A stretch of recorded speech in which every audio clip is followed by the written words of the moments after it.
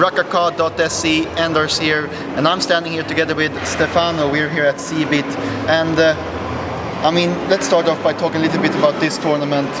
You're not in it anymore. Yes. Can you just tell us what happened? What should you have done different?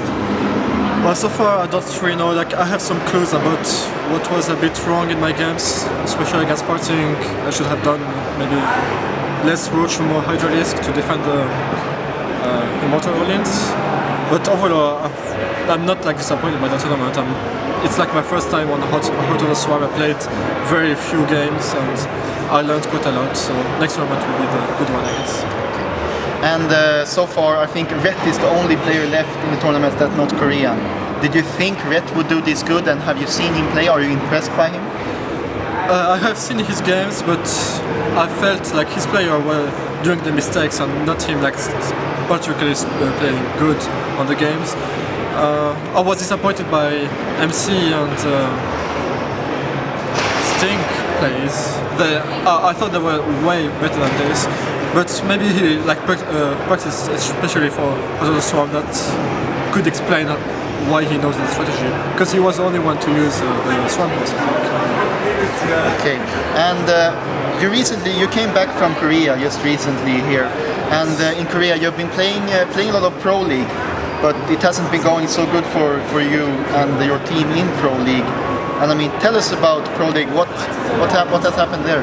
Well, to explain my defeats, it's as easy as it's exactly the same thing which happened in GSL. When I have a match which I can prepare, usually I play bad during this match because my opponent are better on this point, where I like to play games on the fly, just player after player after player.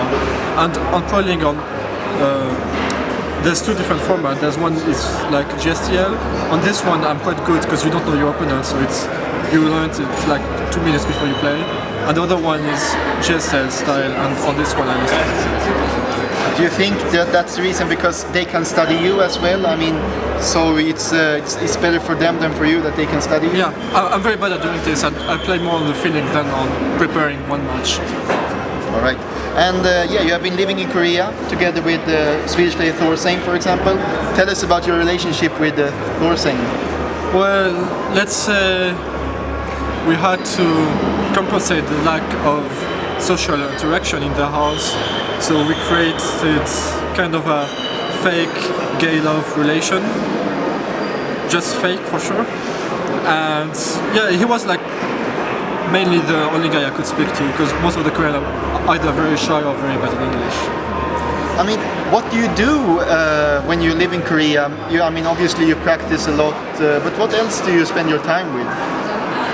Well, sadly, when I'm in Korea, I'm not as free as when I'm in Europe, because there's a language barrier and I don't know the city. So I couldn't really go out by myself, which is a bit lame. Thorstein was not in the party mood. The Koreans are practicing all day long, so it was films, movies, series, playing Warcraft 3 and stuff. And I mean, it sounds like you're not too keen on Korea. You don't really, I mean, do you plan on maybe moving back to Europe and spend more time in Europe, or maybe in the United States? Possibly. I can't say anything so far. And yeah, I mean, looking at the tournament, going back to CeBIT right now, looking at tournament, I mean, MVP is going to play Yoda, I think, tomorrow, and also Ret is going to play Yonghwa. And yeah, what do you think about the players that's left in the tournament?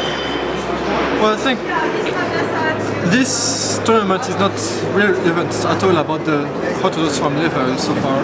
It's just like people coming with new strategies, so it's hard to adapt and I can win. But with, like, let's say in 2 months we will know who's good and who's bad. So far it's like just surprising the opponent with the new units and new strategies.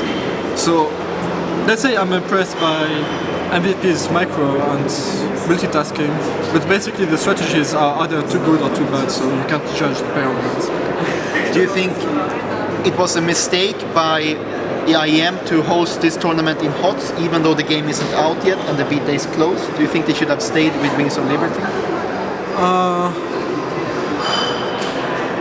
I would have rather played on Wings of Liberty, to be honest, but it has been decided it's Heart of Swarm. I don't think it's a bad decision.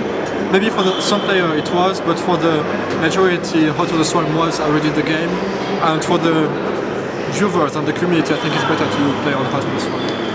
Is it partially because maybe Zerg isn't that strong in HOTS as they maybe were in Wings of Liberty?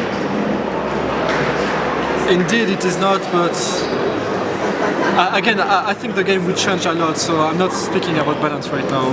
It will keep changing and hopefully get to something decent. Let's talk some about a Swedish Zerg player that recently moved to Korea, sort of. He moved to Korea just some days ago, and I mean, what do you think about sort of as a player? Have you seen him play anything, and what do you think about him? I don't really know him. You don't? You... Like I know his name, but not more than this. And I mean, what would you say to sort of like give him some tips? Like what should he do when he's Korea? What have you learned that you would tell him like this is how you should do when you're in Korea? Don't expect to be the best when you go there. Even though you stay like 2 or 3 months, it won't change anything. You have to. I think don't stay more than 2 weeks, otherwise it will be very bad for you, socially speaking. Or if you're like totally 100% nerd, maybe you should live there and really love it. Right, so the people who live in Korea, that's not in Korea, the Koreans, they're nerds basically. Possibly, yeah. Possibly. Well, thank you for the interview and good luck in 2013. Thank you.